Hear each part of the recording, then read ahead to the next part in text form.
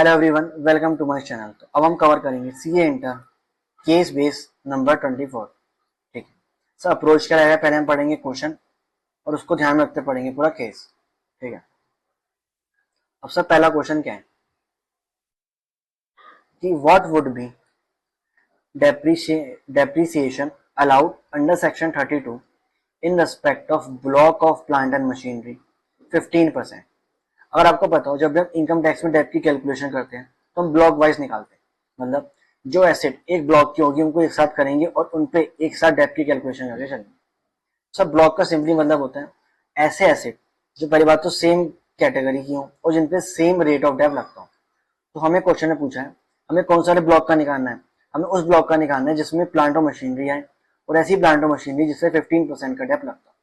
ठीक है, अब सर क्वेश्चन पढ़ना स्टार्ट करते हैं। अब देखो उसने क्या कहा, मिस्टर कश्यप आम मैन्युफैक्चरर। सर देखो, जब भी याद रखना, जब भी हम डेप्थ की बात सोच रहे हो और वो कह दे वो कोई मैन्युफैक्चरर है, तो एक कॉन्सेप्ट हमेशा ध्यान रखना, एडिशनल डेप्थ। ये तभी आएगा जब बंदा कौन है, मैन्युफैक्चरर है। तो इस चीज का ध्यान रखना, जब भी मैन्युफैक्चर आ गया तो एडिशनल डेप्थ की बात दिमाग में आपकी आनी चाहिए। ठीक है, अब मिस्टर कश्यप हैं जो एक मैन्युफैक्चर है, उन्होंने डिस्क्लोज करा net profit of 40 lakhs for the year ended 31 मार्च 2025। ठीक है, he claimed debt of 12,20,000 in his books account। मतलब बुक्स के अकॉर्डिंग डेप इतना है। Expenditure in profit and loss account includes interest payable to Mr Raj a resident without deduction of tax at source. अच्छा, interest pay कर दिया बिना TDS काटे 1.5 लाख का, और वो जो टैक्स है वो हावर डिडक्ट हुआ 15 अप्रैल 25 में और रेमिट कर दिया 17 मई में। ठीक है, ये आगे देखते हैं, यहाँ तक फिर आपको डेप की बात नहीं करेगी। इसके अलावा mister Kashyap is engaged in house scientific research and development. He incurred expenditure of 1,50,000 on purchase of research equipment, 1 lakh S scientist को रेमुनेशन पे करी और सेट सम वो डेबिटेड भी है। सर यहाँ तक भी डेप की बात नहीं करी गई जो हमें निकालना है। अब mister Kashyap purchase a new plant machine, अरे नई प्लांट मशीन परचेज करे, लगता है यहाँ पे डेप आया कितने का, 45 लाख का, ऑन 2 अगस्त 2024 को, और put the same to use on 1 November 2024। ठीक है, पुट यूज कब करी, 1 नवंबर को। इसके लिए उन्होंने फॉर दिस पर्पस उन्होंने एक लोन भी लिया 25 लाख का और 1 अगस्त को, और इंटरेस्ट पे करा जिसपे 10% के रेट से, और जो डेबिट कर दिया प्रॉफिट एंड लॉस में। रिटन डाउन वैल्यू कितनी है ब्लॉक ऑफ एसेट्स की, देखो ये ब्लॉक ऑफ जो प्लांट और मशीनरी का जैसे 15% डेप लगता था, उसका ओपनिंग डब्ल्यू दे दिया 95 लाख का और ये टर्नओवर बता दिया। ठीक है, तो सर मुझे निकालना है डेप, और जिस ब्लॉक का मुझे डेप निकालना है उसकी ओपनिंग डब्ल्यू कितनी है, 95 लाख। तो जब भी हम डेप निकालते हैं सबसे पहले हम लिखते हैं ओपनिंग डब्ल्यू, और सर आ गई 95 लाख। अब सर मुझे देखना क्या मैंने कोई नई प्लांट और मशीनरी ली है 15% वाली, हाँ सर ली है, नहीं। अब सर कौन सी नहीं ली है, सर आपने ली है 45 लाख। सर ये ब्लॉक में ऐड करेंगे, बट ध्यान देना आपने इसके लिए कोई लोन भी लिया था। और अगर आपको याद हो तो जब भी हम कोई प्लांट मशीनरी लेते हैं और लोन से लेते हैं, तो अब हम लोन पे जो इंटरेस्ट पे करेंगे up to date of put to use, जब तक उन मशीन को पुट टू यूज नहीं करेंगे उस डेट तक जो हम इंटरेस्ट पे करेंगे वो मशीन की कॉस्ट में कैपिटलाइज होता है। वो हम प्लांट और मशीन में कोई एक्सपेंडिचर क्लेम नहीं करते हैं, वो जबकि कॉस्ट और मशीन का पार्ट बनता है। तो उस केस में हमने लोन कब लिया था, हमने लोन लिया था 1 अगस्त को, पुट्टी यूज कब करी, 1 नवंबर को, 1 नवंबर को, अगस्त सितंबर अक्टूबर, 3 महीनों का इंटरेस्ट कॉस्ट का पार्ट बनेगा, ना कि हम पीएनएल में एक्सपेंडिचर क्लेम करेंगे।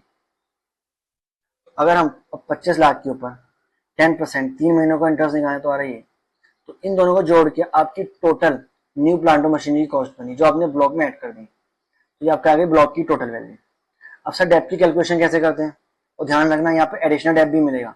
क्यों मिलेगा, क्योंकि हमने पहले ही बात करी वो एक मैन्युफैक्चरर है। ठीक है, अब सर जब भी हम डेप की कैलकुलेशन करके चलते हैं, सबसे पहले आप देखो ऐसी कोई एसेट तो नहीं है जो 180 दिन से कम के लिए पुट्टी यूज हुई है। हाँ सर ये वाली है, 1 नवंबर को ही है, और आप करोगे तो 180 दिन से कम आता है, तो इस पे तो लगेगा 0.5% के रेट से डेप, तो इस पे 15 नहीं, इस पे मिलेगा 7.5 के रेट से डेप आ गया ये। बाकी जो प्लांट मशीनरी बची टोटल में से माइनस कर दो तो 100 ही आएगा। जो बैलेंस बची ये हटाने के बाद उस पर लगेगा पूरे परसेंट से डेप 15%, ये आ गया।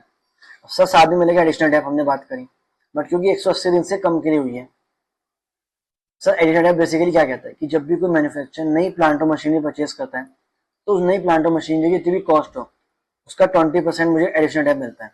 बट अगर 180 दिन से कम के लिए पुट्टी यूज हो तो वहाँ पे 10% मिलेगा इस साल और 10% अगले साल। यहाँ पे 180 दिन से कम के लिए पुट्टी यूज हुई है नई प्लांट और मशीनरी तो उस पर सिर्फ 10% ही डेप्थ मिलेगा।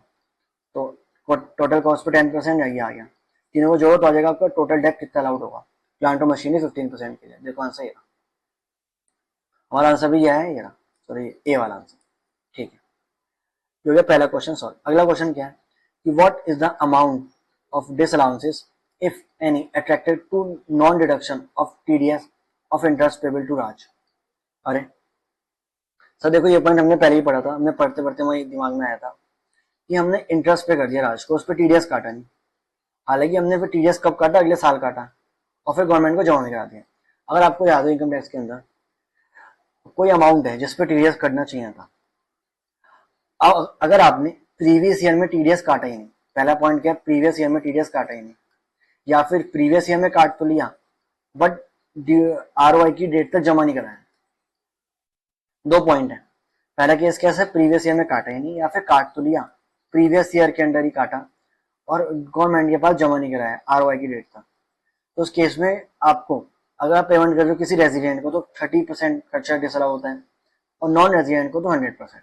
अब हमारे केस के अंदर हमने देखो टीडीएस कब काटा, अगले साल काटा, हालांकि ड्यू ऑफ आरओआई तक जमा करा दिया बट क्योंकि प्रीवियस ईयर हमने काटा ही नहीं तो इस पॉइंट में फॉल कर गए, हमने काटा ही नहीं। तो इसलिए इसका जितना भी हम पेमेंट करें उसका 30% खर्चा डिसअलाउ होगा क्योंकि रेजिडेंट को पेमेंट कर रहे हो।